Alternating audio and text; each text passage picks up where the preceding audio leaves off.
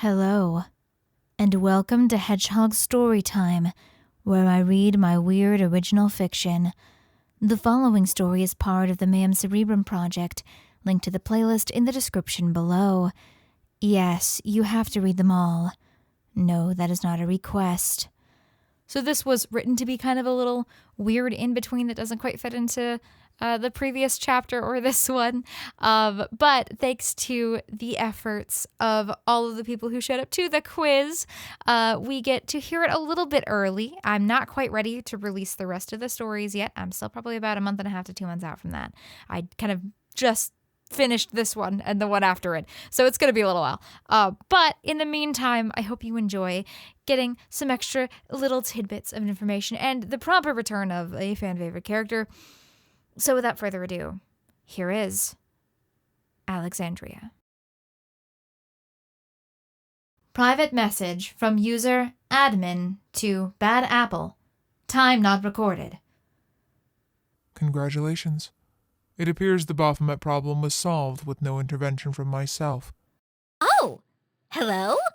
Are you who I think you are? Yes, of course I am. Don't ask ridiculous questions. Forgive my caution, but anyone can just give themselves the username admin and screw with their text color. This is a pointless exchange. You are the person in charge now that Pythagoras is gone, correct? I was always in charge. Pythagoras is just a tool. Careful now. I've got my hypothetical finger braced right over that juicy little print screen button. I wouldn't do that. Reason? I would like our relationship to remain friendly. I contacted you merely to express my gratitude. Really? Yes. Baphomet had been an annoying glitch in my side for far too long. Because he didn't follow the rules. I had no idea why. It infuriated me. I was confused about that as well until a certain someone came along and decided to rain on the parade. You seem to have a hypothesis. Baphomet could break the rules because he wasn't a demon at all. He was a fragment wearing the face of one. That was my thought as well, yes. I'm afraid that means that clown is collecting them, and who knows how that will turn out. I am monitoring the situation. On the subject, I would appreciate your expertise on the matter. Would you care to join me? I can offer you a front row seat. Just what theater are we talking about here? One with direct access to nearly every play ever written. Why offer this to me? Your existence is unusual. You have piqued my curiosity. Please, come to Alexandria. Consider my curiosity piqued as well. I knew it would be. I'll be waiting for you there. Abigail had been quiet recently, and Mike didn't like it. She claimed that she'd gotten caught up in surfing the net, but who knew what she was really doing in there? It wasn't like he could just see for himself. Looking at a computer monitor for any reasonable amount of time still made him just about puke. So all he could do was watch and wait. They'd spent the last several months moving around from reality to reality, though it felt more than anything like Abigail was biding her time. It was a rather tedious existence. Each time they went somewhere new, Mike had to adjust to all the new sounds and sights and smells, and just as soon as he'd acclimated, it seemed that Abigail was always ready to move on. Thankfully, bit by bit, it was getting easier. It took him days instead of weeks now to adapt to a new environment. It dawned on him that Abigail was doing it on purpose. She probably considered it exposure therapy for him. Well, if there was one person in the cosmos who knew about his condition, it would be the one who'd saddled him with it in the first place. And as much as he hated to admit it was working. Mike could now enjoy a quiet walk without much trouble. All right, enjoy might have been a strong word. He wasn't sure he would ever experience such a strong emotion ever again. But he felt a small amount of peace as he padded his way through a forest, careful not to make any sound.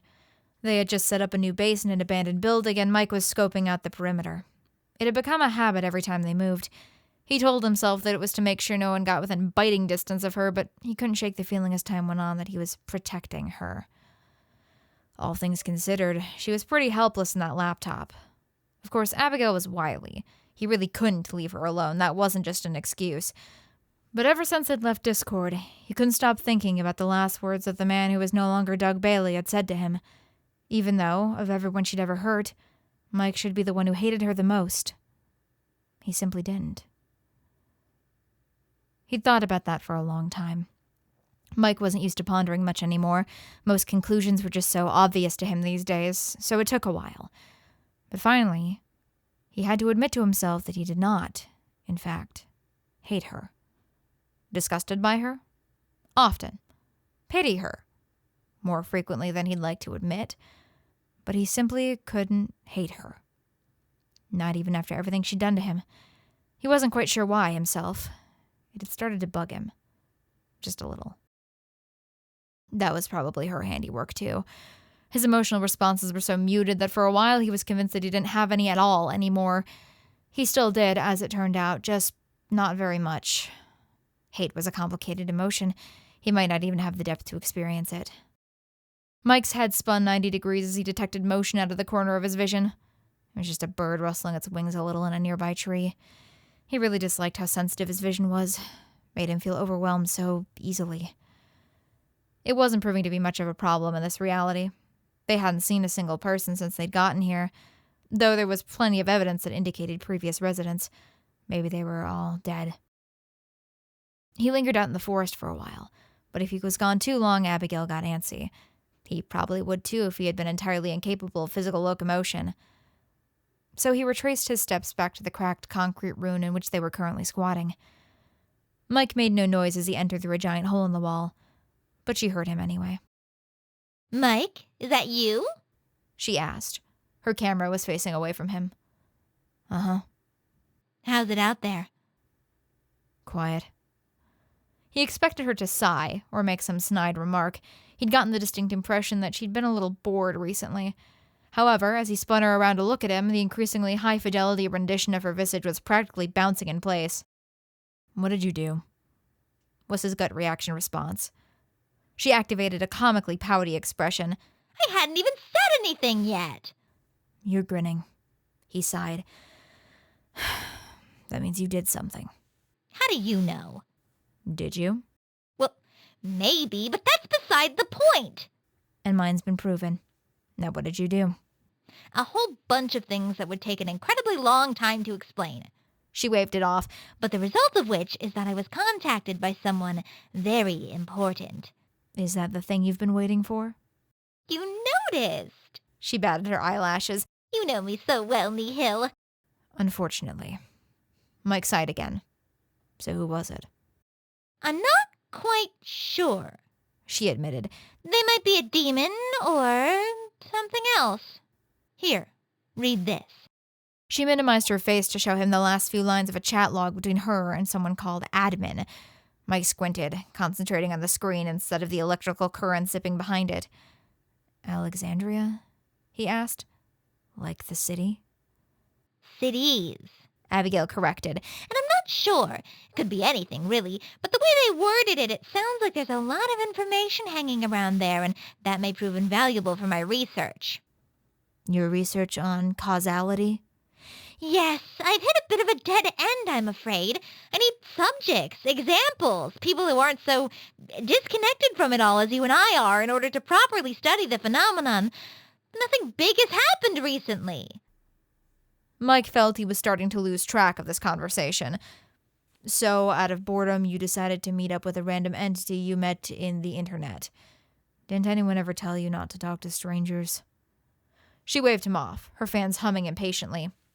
Please, I was there when the damn thing was invented. And besides, I have the perfect bodyguard, so what do I have to worry about? "Your own disappointment." Still, eventually, she convinced him to take her there. She always did. It was difficult for Mike to make a doorway. It was one of the few things that he struggled with. The problem was that it was such an intuitive process, and he found himself rather mechanically minded these days. Still, he persevered, grabbing the now very short piece of chalk from his pocket and facing a blank, barely intact piece of wall. Demons could just use a normal door, but since Mike wasn't a demon, he had to use other, more intense methods. Abigail's friend, the mysterious Admin, had given her coordinates.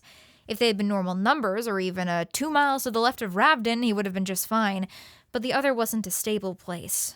Things shifted around all the time, so sometimes simple directions didn't even work. No, Admin's coordinates had come in the form of a sensation. The feeling should help him lock on to the reality they were aiming for. It was a very imperfect system. Apparently demons were so good at it that they devised a series of symbols that emulated sensations in the real world. Occult bullshit, if he'd ever heard it. But he had enough trouble blocking out existing sounds and smells, let alone picturing imaginary ones in his head. He breathed in deeply, trying to imagine the smell of yellowed pages, the sound of rustling paper. That was all they'd left. Mike hoped it'd be enough. At some point, the wall in front of him fell away. At least he'd managed to attach onto something. Mike grabbed his knapsack in one hand and flung Abigail's laptop case over his shoulder before letting himself fall into the void. He wasn't meant to be here. His power was stolen, engineered into his flesh by artificial means. He wasn't chosen by fate. He'd been chosen by Abigail. The other tried to reject him. It pulled at his seams, testing him, probing him, but it couldn't get to him. By the rules of causality, he was allowed to exist here. The willowy greens and purples pulled him begrudgingly towards his destination, and as they forced him through faster and faster, the speed formed a tunnel around him. He couldn't breathe, so he held his breath, and hoped it would end soon. And then it was black. And quiet. Mike opened his eyes and blinked a few times, waiting for them to adjust. It was very dark in, well, wherever he was, only lit by the soft blue glow of several disconnected balls of light and a dim lantern that sat on a desk in front of him. "Close the door behind you, if you'd please," came a drawling, bored voice from behind the desk. Mike hesitated. Someone had just very clearly spoken, yet even Mike couldn't make out the source. The atoms behind the desk formed a cloud, denser than air, but not by much. Yet he did as he was told. "You're not Abigail Hodge," said the voice again. "No, she's in here." He gestured at the laptop case, but he didn't take her out yet. "Are you admin?" The cloud of atoms zipped around a little faster, almost as if they were excited. "That is not my name, of course, but I dislike repeating myself. I'll hold off on introductions until all are present. Though before that, who are you?" Mike didn't often feel unsure, but something about this thing's presence was making his hair stand on end. "I'm nihil." "Nothing. An ironic misnomer, if nothing else. You appear to be made of very much indeed." There was the creak of a chair, and the man rose from behind the desk. He was dressed smartly in a suit vest and tie, and he stuck out a gloved hand for Mike to shake. But above his collar was no neck, or head. Instead, some sort of dark smoke billowed up into the air, and somewhere within were two small, orange lights that seemed almost like eyes. Mike understood that this was a man whom he could not afford to offend. He took the proffered glove and almost crushed it in his grip, like there was nothing in it at all. Without a word, Mike pulled the laptop out of its bag and opened the lid, facing the screen towards the man. It had just been on sleep mode, so it whined back to life without his input. There were a few seconds of silence, and then... "Mike, what am I looking at?" He tilted the camera downward, then took a few steps back. "Oh. Oh!" She giggled, and Mike envisioned her jumping up and down on her screen. "You must be admin, correct? I apologize for my giddiness, but another hunch of mine has just been proven correct." "And that is?" The smoke billowed out to one side, as if the being was tilting his head. "I was sure that somewhere at the core of the Othernet's construction, an anomaly had to be involved." Ah, so that explained that odd feeling that was making Mike's skin crawl. That familiarity. "I'm Abigail, by the way." "It is amusing to make your acquaintance," the anomaly bowed. "I am often referred to as the archivist." "Oh, I haven't heard of you before." "I don't often get involved with the affairs of the cosmos. I mostly prefer to sit back and observe." "I understand the sentiment, but alas, in order to get good observations, one sometimes has to get involved." "An all too common issue." The smoke appeared to nod. Mike wasn't getting a good feeling. It was awfully like, all of a sudden, there were two of her. But I suppose I'm being rude. The smoke said in a tone that indicated he did not actually care at all. Forgive me. I don't often receive guests. Well, those that are invited, at least. But I have too. Abigail was much better at feigning genuine concern, but that was almost worse. I just assumed you'd met Nihil. We did.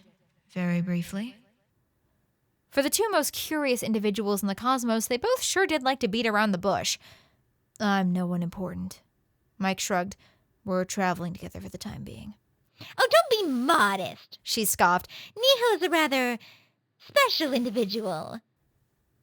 Mike hadn't really wanted him to know that, but if he could tell just by being in his presence just what the archivist was, Mike was sure his secret wasn't very secret at all.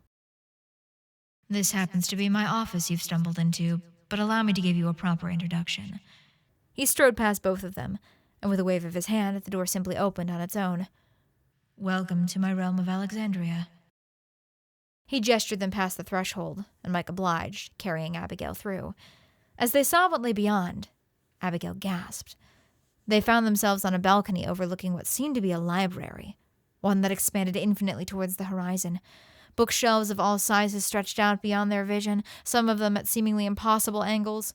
The aisles twisted and morphed into each other with no semblance of order. Above them stretched the thinnest shimmer of a bubble. They could see the other through it, but just barely. A curtain of shadow blanketed the entire sky. Here and there were dotted warm candles and lanterns, contrasted with the same balls of pale blue light that hovered between them. This is Alexandria, the infinite library, a repository of all the knowledge in the cosmos. The archivist was perhaps a little proud of himself as he observed Abigail's reaction. She had stars in her eyes. Quite literally. Is it truly everything? She asked. To the best of my ability, He admitted, and Mike sensed a hint of irritation in his tone. It seemed Abigail had picked up on it as well. Ah, so it's an endless quest, And I suppose that's why you invited me here, then. I currently have no information on the beings known as Abigail Hodge and Michael Miller. I had a feeling that an accurate archive would require more than just a precursory glance. Oh, was that all? Poking and prodding were things that Mike had dealt with far too often before for them to bother him much. From my initial observations, it seems you are looking for information that Alexandria may be able to provide, He continued. So you want to make a trade? You may stay and utilize the library for as long as you'd like. He had long since stopped acknowledging Mike and was now solely addressing Abigail. And in exchange, I would ask your cooperation in the creation of your files. She had long since stopped acknowledging Mike as well. He would have no bearing on her decision. Mike was her creation as far as she was concerned, and not much more. It irked him a little, but what annoyed him more was how he couldn't even muster up enough emotion to really care. Well, Abigail grinned with pointed teeth. that sounds like a hell of a deal to me. At the very least, it was dark and quiet here.